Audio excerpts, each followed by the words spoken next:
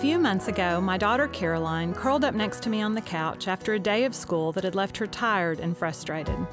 She began to tell me how she just wasn't sure who was a real friend. We talked through it, and I wiped her tears as she let out a big sigh and said, "I just haven't met my Gully yet." And it made me want to cry, because one of the things I want the most for Caroline to know is the beauty of female friendship and what it adds to our lives. We need those people who will listen to our stories and be there for us as we go through heartbreak and joy and figure out all that life throws our way. Those loyal soldiers who will defend us and stand with us when times get hard and it feels like the world is against us. It's funny how you can have almost no memory of the first time you meet a person who eventually becomes so important to you. Some relationships are so pivotal in your life that it seems like surely you must have felt a little bit of electricity run through your veins the first time you met them. Some type of jolting realization that feels like an internal neon sign flashing, "You've found one of your people! You've found one of your people!" But I guess that part of deep, lasting friendship is that it develops with time, almost when you're not paying attention. Over coffee, playgroups with preschoolers, braiding hair at summer camp, late nights whispering secrets in a sorority house, working in the same office or on an elementary school playground. God chooses to knit our hearts together with the person often when we're not even looking.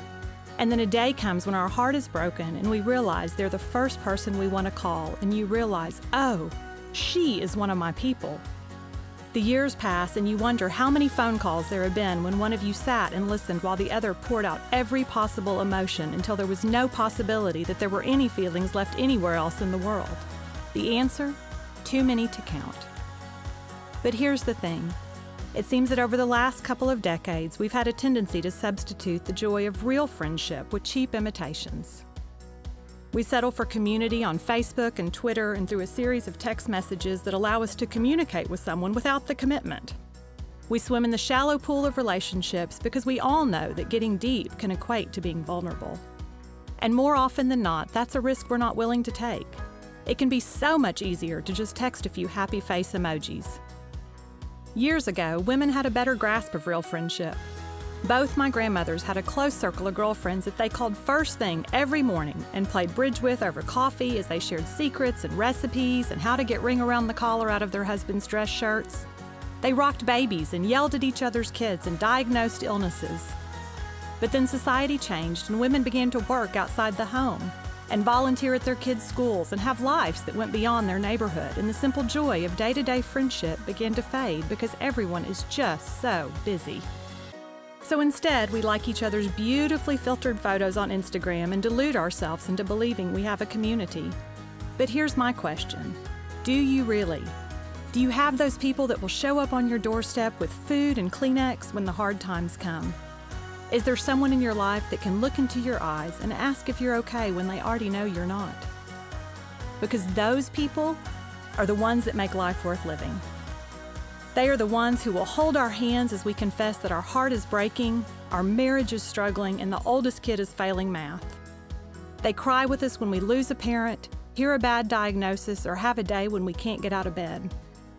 They cheer us on when we finish our last round of chemo, walk down the aisle toward the man we prayed for, watch our baby graduate from high school, and finally fit back into our skinny jeans.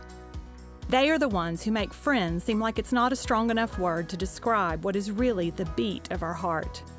Because depending on the day, you are each other's mother, sister, friend, nurse, decorator, cheerleader, stylist, or therapist. There are probably only a handful of times in our life when someone walks in who will change us forever. When we find someone we can love with our whole heart, who will challenge us and shape us and make us feel like the world is safer and brighter just because they are in it. A person who loves you for exactly who you are, yet teaches you to be better because of who they are and how they live their life. But having your soul knit to another isn't for the faint of heart.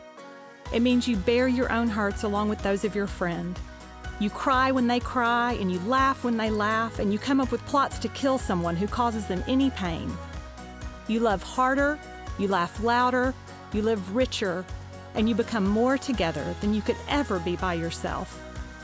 It's putting your heart and your name in the hands of another person and saying, I trust you with all of this, as they do the same.